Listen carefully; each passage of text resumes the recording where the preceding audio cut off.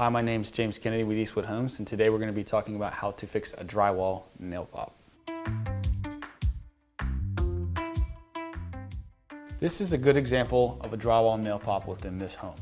These are going to be a very common occurrence within your home within the first year and beyond.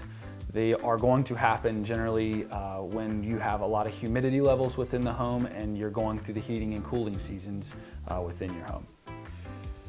The reason these happen is when we are installing the sheetrock and mudding the nails and the screws that we use to secure the sheetrock to the framing structure behind, we use a drywall mud that hardens to create a very uniform finish across this entire wall. Eventually, with the expansion and contraction of the materials due to the humidity levels and heating and cooling seasons, these screws will get a little bit of movement and it immediately pops that hard mud. When this happens, it's nothing to be alarmed of, nothing's falling apart. It's something that is just very common within new construction, and it even happens in older houses as well.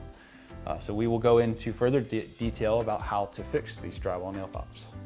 The tools that you'll need in order to fix the drywall nail pop within your home, first is going to be a Phillips head screwdriver or a hammer if you have a nail. Obviously the screwdriver is for the screw. We also have a 2-inch very flexible drywall putty knife. And then we have a 4-inch drywall putty knife as well. The smaller one generally be the best tool for this unless you have bigger repair, then you would use the wider one. We also have a sanding block, and then we have our drywall compound. I would generally not recommend using spackling because it's just so light, it flakes away and sands away very quickly. The first step to fixing the drywall nail pop is to remove any of the excess drywall material that is on top of or around the drywall nail pop. So in this instance, we're going to take our drywall knife and remove that excess mud that's on top of the screw. There you can see the head of the screw underneath the drywall material that we removed. Then you will take the back of the drywall knife and lightly tap around the edge of the screw to make sure you have no sharp edges and everything is flat, and will create a good surface for the drywall mud to adhere to. The next step is to take your screwdriver and tighten the screw where it is loose.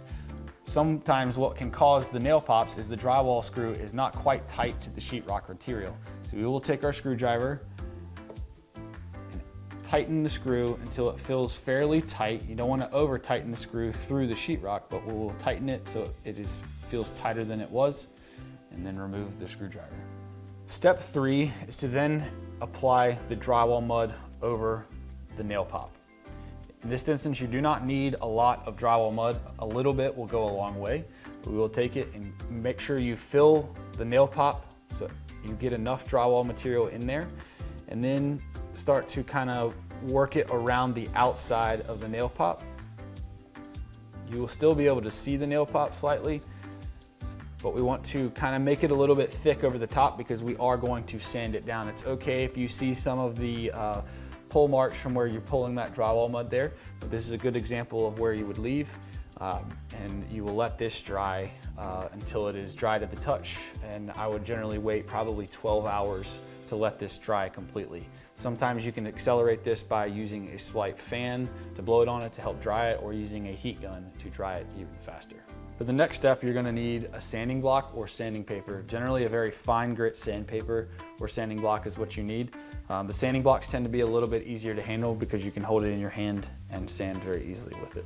Once you've got your sanding block or sanding paper, what we're going to do is we're going to sand from the outside into the inside, and we're always going to use circular sanding motions. If you sand up and down or side to side a lot, it will put streaks in the drywall, the dried drywall compound, and it won't look as good. So we're going to go ahead and sand here, always in circular motions, kind of work our way around the outside.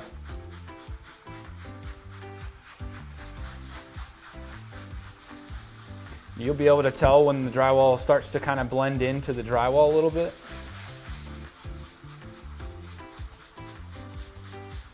The more drywall that you have, the more sanding will be needed.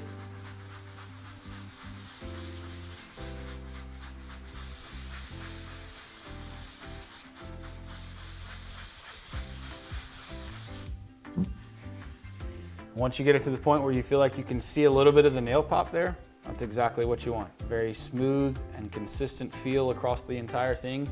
At this point, it's ready for paint. The tools that you will need to complete the drywall nail pop and painting of the drywall nail pop will be a small paintbrush, a small roller that's a 1/2-inch nap roller to match the texture of your walls, the paint tray, and the paint. There's 2 ways that we can paint this paint spot on the wall. One way is to pour the paint in the tray and then use the roller. You need a paintbrush that way. A second way that I believe is easier is to dip the paintbrush into the paint, and then we will use the roller to back roll it on the wall. Now that we have paint on our paintbrush, we're just going to glob it around the spot. No need to brush it. You actually do not want to put brush marks in this because we're going to use the roller to give us the same texture that's on the wall. So you want to glob on some paint there. Do it a couple times, make sure you get plenty of paint on the wall. Once you get enough paint on the wall, we'll take the roller and start to roll it in. This will give you the same consistency that the rest of the wall has. You may need to do this multiple times, maybe 2 or 3 times to make sure you get a good consistent finish, but this will help blend in the paint spot the best into the wall so that you don't see it going forward.